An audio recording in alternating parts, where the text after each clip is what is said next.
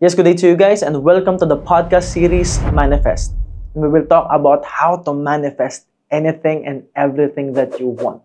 We will talk about the law of attraction, law of vibration, and several laws of the universe that will be helpful for you in order to manifest everything that you want. Because that's what you want, right? To achieve your goals and dreams. And probably this is not something new to you. Probably nakapagbasa ka na, narinig mo na. Maybe you are already doing your research. That is why you are here in this video. But I will talk about this topic based on my own personal experience. And I will share with you simple and easy steps on how you can manifest as well. Because let's face it, even if you know law of attraction already, maybe narinig mo na, maybe napakarami mo nang nabasang libro. But there will be times na ang hirap mag-manifest and maybe hanggang ngayon, hindi pa rin tumatalab sa'yo.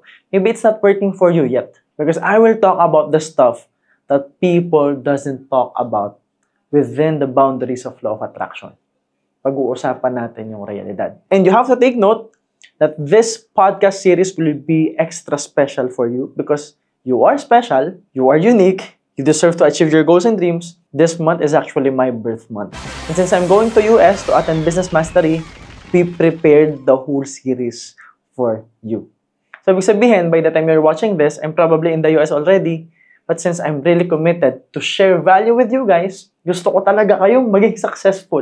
Kasi alam kong kaya nyo at alam mo sa sarili mong kaya mo. We prepared all the content, all the videos for the whole month just for you. So kahit wala ako, may daily uploads tayo sa lahat ng social media channels natin.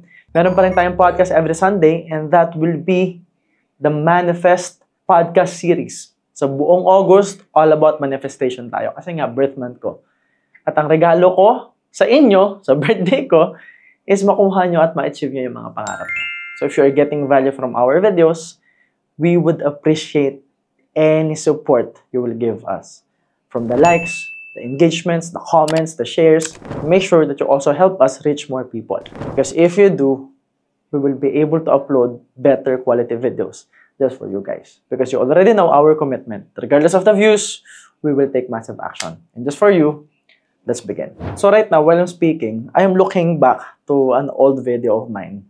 Wearing this suit is actually very intentional. Kasi way back, I think around 2021, kasagsagan ng pandemic, nagre-recover pa lang yung mga tao, ang dami pa ring bawal, knowing that our business involves a lot of selling, and then nagsisimula pa lang ako mag-create ng content. Although, I had a few followers that time. I think I have 200,000 in Facebook or maybe 300,000 in Facebook or TikTok. And I think I have a few subscribers in YouTube as well. And the thing is, during those times, sobrang bigat ng pinagdadaanan ko. As in, sobrang bigat. Naka-Mustang pa lang ako doon. I didn't have the Porsche yet. I'm driving a Mustang. It's a Sizzle night. So, ang Sizzle night, ginaganap po yan end of the month. So, every Saturday po yan, end of the month, and we share success stories, right? And, of course, I have leaders in one of my companies. They are sharing their success stories. But the thing is, the reality was, most of us were struggling. I was struggling. Mentally, emotionally, physically, bagsak na bagsak yung katawan ko. Paos na paos ako nun. May sakit ako. Ilang araw na akong may sakit. Tapos bumalik na naman yung patterns na niloko na naman ako ng mga leaders ko, sinisiraan na naman ako. Sobrang daming problema and challenges during those times. But I realized that if I want to manifest, if I really believe, this is the best time to believe. Kasi ang daling mag-isip ng positive pag maganda yung nangyayari, di ba? Ang daling mag-isip ng positive, ang daling maging masaya, ang daling maging grateful kung sobrang maganda yung nangyayari. Pero, kung hindi maganda yung nangyayari, di ba parang ang hirap mag-isip? Ang hirap maging creative, ang hirap mag-solve ng problema, ang hirap magpaka-positive, ang hirap mag-manifest. So if I'm gonna study manifestation, this is the best time, sabi ko sa sarili ko. And I want you to take note that during those times, I'm surrendering myself to the Creator. So sobrang bigat ng pinagdadaanan ko, I'm surrendering myself. Meaning, the word surrender doesn't mean susuko na ako. It means na pinapaubaya ko na sa Kanya lahat. So I'm trusting the unknown. I'm trusting all the possibilities. I'm putting all my trust and vulnerability in creating one specific video in the car. So it's Vlog 57, Manifest the Life That You Want. It's a raw video in the car. And during those times, merong congruence. Alright, so let me explain what congruence is. And in this episode, we will talk a lot about the framework, the basic structure na gagamitin natin paulit-ulit. You will see a lot of this in all of my videos, in most of my videos, especially in the courses that we do. Ang nakakatawa dito guys, when you take all the courses that we have, you will be able to understand me better. Meaning, yung mga free content po natin, yung mga free videos po natin, after mo mag-take ng course, mas magiging valuable sa'yo at mas magiging useful sa'yo. Ganun siya ka-powerful. Kasi lahat po ng sinasabi ko, connected po yan. No? I'm really consistent with my knowledge because I've been sharing with you my own personal experiences in everything. Alright? Now, so drawing tayo ng tao. It's the mind, the heart, and the body. So it's the thoughts, emotions, and actions. So, understand the situation, no? Para lang mas maintindihan yung law of attraction. Yung utak ko nun, sobrang bigat talaga ng pinagdadaanan ko as in. Alright? I'm worried, I have anxiety, parang bumabalik yung depression, ang sikip-sikip ng dibdib ko, hindi maganda yung nararamdaman ko, tapos bagsak yung katawan ko. So, congruent din ako sa negativity, kumbaga. Align din siya, negative nga lang. But the thing is, before I filmed that video, I have this deep feeling of what we call peace and love. It's so weird that I feel peaceful during a struggle, during a suffering, during a challenge. And then I realized that peace is being okay with not okay. I don't have resistance anymore with not feeling okay. It's like, hindi ako okay ngayon, so okay lang. Okay lang na hindi ako okay. Okay lang na ganito nangyayari. I accept it. I accept the reality that this is now my situation. And I can change that. Doon nanggagaling yung peace. Nanggaling yung peace sa confidence na, teka, I can change it. I'm okay with this now kasi sure ako malalampasan ko to. Nangyayari na to before, sure ako kaya kong malampasan. At pag nalampasan ko to, may magandang mangyayari. So ito yung top 2. Until pumasok yung tinatawag na trust. That I trust myself so much na kahit lokohin na naman ako, which is nararamdaman ko mangyayari siya. At nangyari nga siya. Na-attract din, na-manifest din. Kahit lokohin ako, kahit siraan ako, kahit anong mangyari, may tiwala ako sa sarili ko. So I trust myself so much and I love myself so much that I'm willing to do whatever it takes to manifest and get everything that I want. So pumasok yung trust sa sarili, saka sa Creator. Sabi ko sa sarili ko, nagawa ko ng lahat, tama naman ang ginagawa ko, I'm doing my best, I'm showing up every single day, pero ito pa rin yung nangyari, baka pagsubok lang to. So sure ako na ibibigay sa akin yung mga bagay na deserve ko. So instead of giving up, what I did was, I'll do a research. I'll document this. Because this is the perfect time to show people that you can manifest anything that you want. The life that you want. So nag-video ako, sabi ko doon. And during those times, walang nakakaalam. Everything is unknown. The future is unknown. We don't know the possibilities yet. Hindi natin alam kung ano yung mga pwedeng mangyari. Kasi nga, kasagsagan ng pandemic. Hindi natin alam kailan matatapos yung lockdown. Hindi natin alam kung magla-lockdown ulit. Kailan magkakaroon ng mga face-to-face events and all that. Kung sabi ko doon sa video ko, yung mga leaders ko, magkakaroon ng kotse, magkakaroon ng resulta, makakapag-create ako ng millionaires. So sabi ko, magkakaroon ako ng webinars, paid webinars, magkakaroon ng mga face-to-face events. Yung face-to-face events, hindi lang sa company ko ha. Yung face-to-face events, sabi ko doon, may invite ako ng iba't ibang organization, makakatulong sa maraming tao, magka-transform ng buhay ng mga tao. So, ang dami kong announcements na binato. At alam nyo ba guys, lahat, as in lahat ng sinabi ko doon, nangyari na. Last year pa nga lang nangyari na yung lahat eh. At sobra-sobra pa. So, what's the point? Despite the challenges, adversities, despite all the negativities, you can manifest anything that you want. And the formula is very simple. You just have to trust. Kapag binato mo, mangyayari at mangyayari siya. Para ka umu-order sa restaurant. This story is a perfect example of ordering something in a restaurant. Think about it, guys. Pag umorder ka ng isang pagkain, something that you really want, of course, you will be excited. Your body will adjust. Lalo ka nagugutom, nakikrave ka, and you will be extremely happy and grateful pag dumating siya. Pero since na-order mo na yung food, di ba sure ka na nadadating siya? You trust that the chef will deliver that food. That the waiters will deliver that food. Everyone will do their best. Kasi na-experience mo na siya before. Kasi na-try mo na siya before. It's based on a pattern na pag-order ka, dumadating. And ang nakakatawa, hindi pa dumadating yung food, you get the excitement na. And do we all agree that there are times na mas mataas pa yung gratitude and excitement while waiting? Have you ever experienced that? Yung tipong, grabe yung excitement mo habang hindi pa siya dumadating. Na-experience yun na rin ba yung achievement na excited ka, sobrang gigil na gigil ka, nung nandyan na, masaya rin naman, grateful ka rin naman, pero iba yung kaba, iba yung excitement nung malapit na siyang dumating. And the idea is, mas nagiging fruitful, mas nagiging masaya yung situation, mas nagiging masaya yung event kapag grateful ka in the process. And that's a perfect manifestation. Pero what if nadali ng konti? May mga external factors na hindi mo inaasahan. Pwede kang magsungit sa waiter. Pag nagsungit ka sa waiter, mababawasan yung service, yung performance. Hindi natin alam kung anong pinagdadaanan ng chef. O baka inaway mo rin yung chef. But regardless of the delay, makakarating at makakarating yung food. Kasi na-order mo na. Same goes in manifestation. When you manifest, no? When you manifest, basta na-order mo na ibato mo na yung order mo, dadating siya. The problem with us is, hirap na hirap tayong magtiwala. And it's just weird. Because sumasakay ka sa bus na hindi mo kilala yung driver. Naniniwala ka lang na dadalhin ka niya from Laguna to Cubao or wherever.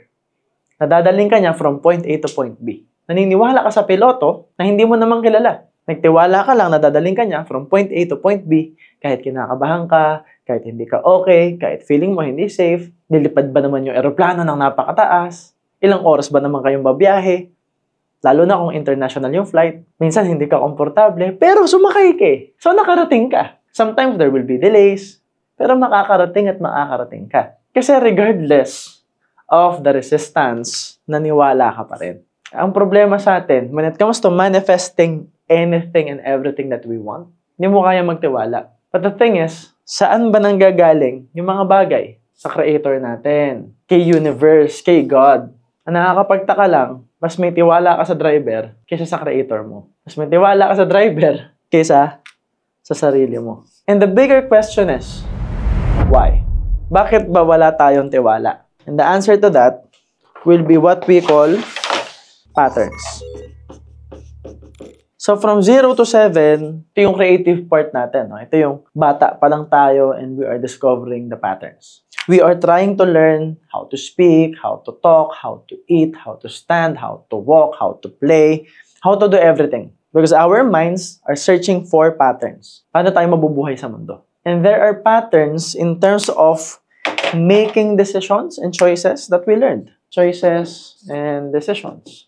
So kung nung bata ka, lagi kang tinatakot, pag madilim, In reality, tinatamad lang naman yung magulang mong mag-alaga, o hindi natin masisisi, busy sila sa trabaho, busy sila sa business. Imbes na mag-explore kayo, maglakad, imbes na samahan ka, tatakutin ka. So pag nakakita ka ng dilim, iniisip mo, may mumu. Tagal mo nang nabubuhay sa mundo, di ka pa rin nakakakita ng mumu. Sa mga 80s and 90s kid, kagaya ko, na lumaki sa probinsya, comment kayo kung makaka-relate kayo. Bata ako, tuwing lalabas ako ng bahay, tatakutin ako ng lola ko, sasabihin niya, hala, meron diyang manunupot, merong manunupot. Eh di ba noong araw, uso yun, dadating yung naghahakot ng basura. May malaking sako, di ba? Tapos hinahagis yung sako dun sa, di mo maintindihan ng dump truck or whatever. So, nung bata ako, lumalaki ako, tuwing makakakita ako ng basurero, natatakot ako. Dumating sa point na malaki na ako, consciously, yung utak ko, hindi takot sa basurero.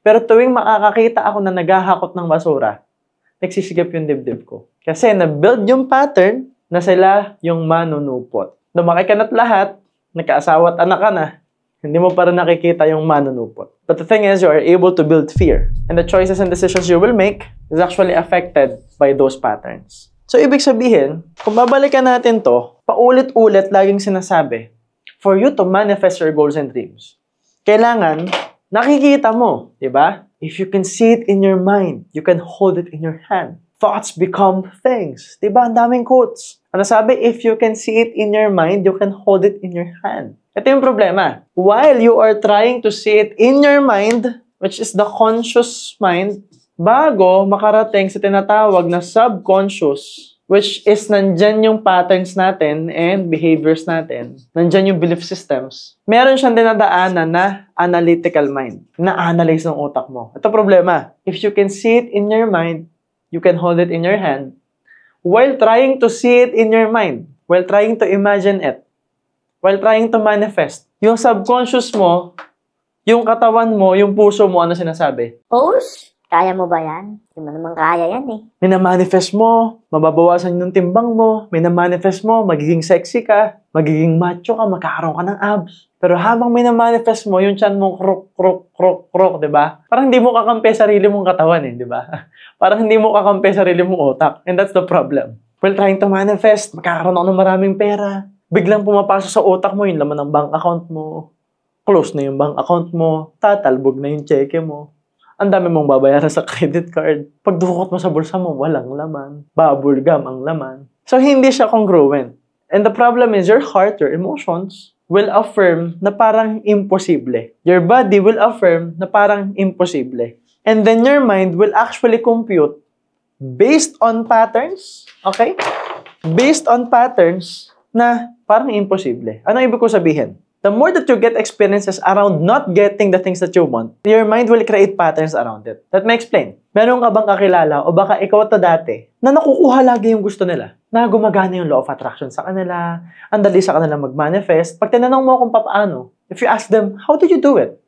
Hindi ko nga alam basta like, positive lang ako mag-isip, tapos sinusulat ko lang, tapos nag-take lang ako ng action, ini-enjoy ko lang. Hindi nila kayang i-explain. And that's we call unconscious competence. They're just really competent and they don't know that they are competent.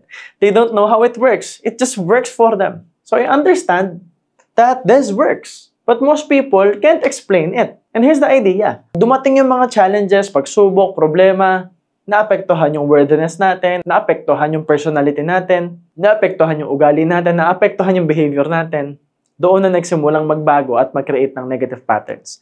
The problem with that is some patterns ay related nung bata pa lang tayo. These are hardwired patterns na na-trigger base doon sa mga problemang dinadanas natin ngayon.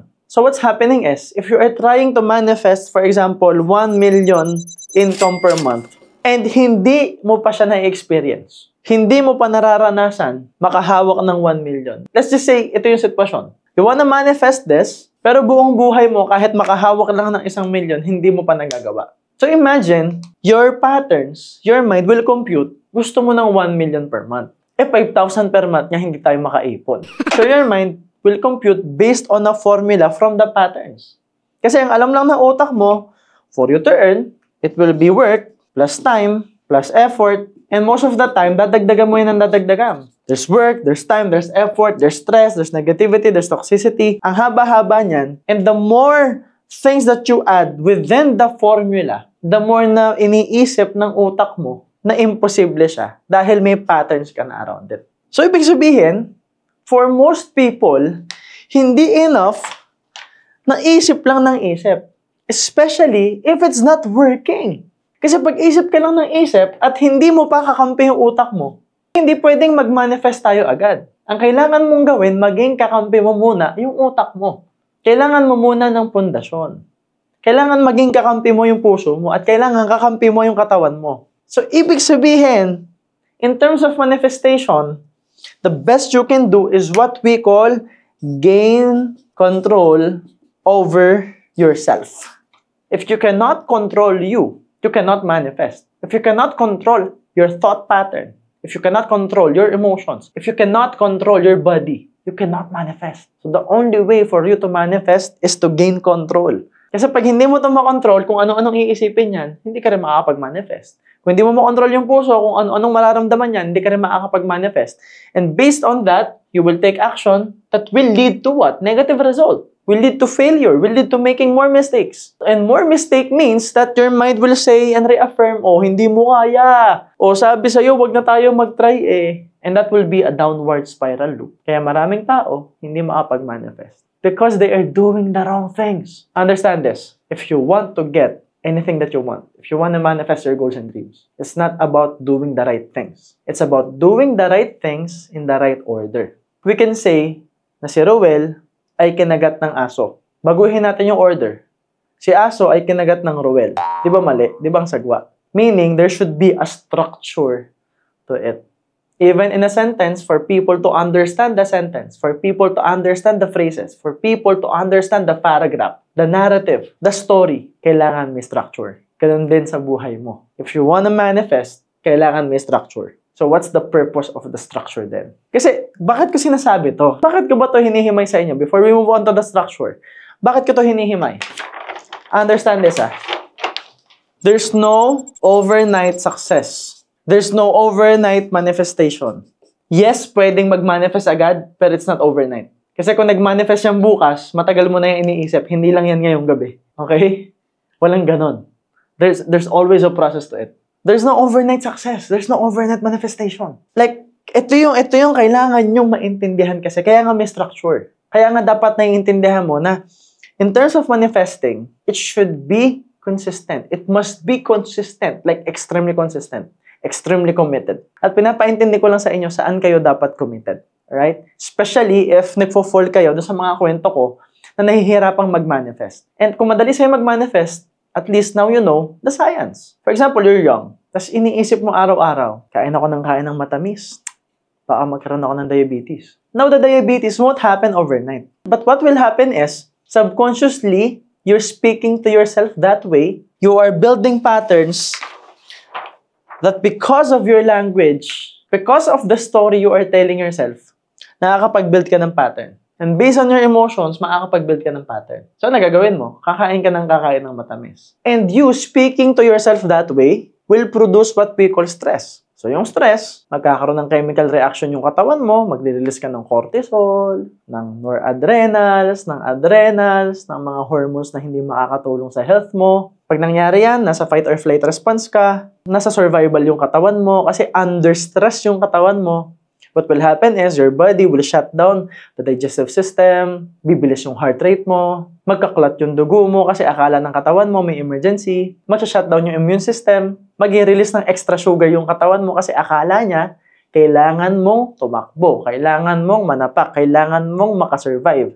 So lalakas ngayon yung extremities mo, kasi akala ng katawan mo, kailangan mo na extra energy. You will be super focused. So, anong nangyayari ngayon? Since negative yung utak mo, you are focused on making mistakes and looking for mistakes and looking for negativity kasi you are extremely sharp and focused but on the negative side because fight or flight nga eh. Under stress ka nga eh. And with that biological structure, magkakasakit ka talaga. Kasi kumain ka ng matamis, hindi mo nagamit kasi nakaupo ka lang naman at nag-iisip ng negative at nai-stress.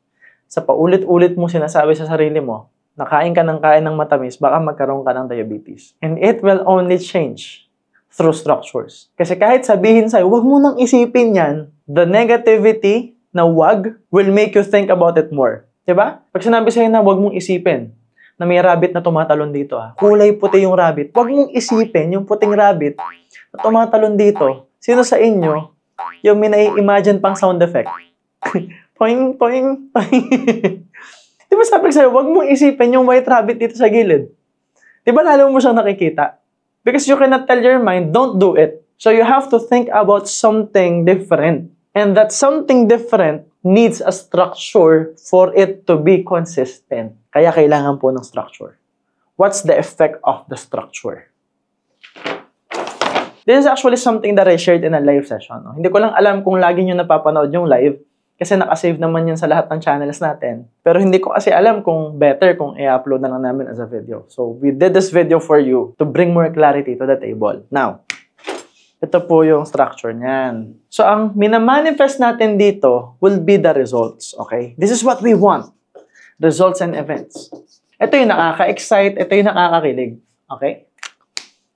Pero para mangyari yung results and events, kailangan ng action. Ito yung tinatamad tayong gawin, no? And behavior. Ito yung ayaw nating intindihin. Pero yung behavior and actions po natin, nanggagaling yan sa tinatawag na self-image or yung tingin mo sa sarili mo. And the self-image represents your patterns because the idea is kung ano yung self-image mo, yan yung magbibigay sa'yo ng certain actions and behaviors. The pattern of thoughts, actions, and behaviors is actually dependent on your self-image, kung ano yung tingin mo sa sarili mo. At yung self-image, nanggagaling po yan sa tinatawag na structure of living.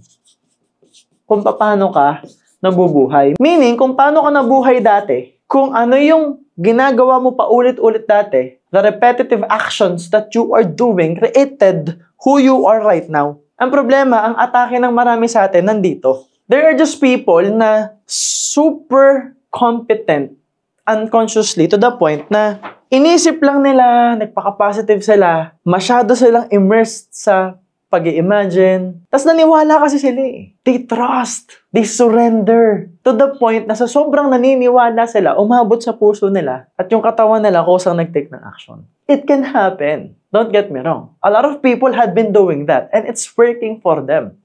Except, these people are not making videos for you. Except, these people cannot even explain what they did. They can just share with you a story. Ito yung nangyari. Tapos, effective na. Ang problema, pag kinuwento nila yun, dali naman nun sa kanila. Ganun na, nakakaingat siya na all. Oh. Pagdududahan mo kasi. Kaya nga ina-explain ko sa'yo na, teka, if positive thinking, imagining it, doing meditation doesn't seem to work to you, it's because kailangan mo lang maging consistent pa ulit-ulit hanggang sa matanggap ng katawan mo yung bagong identity. Hanggang sa magbago yung self-image mo.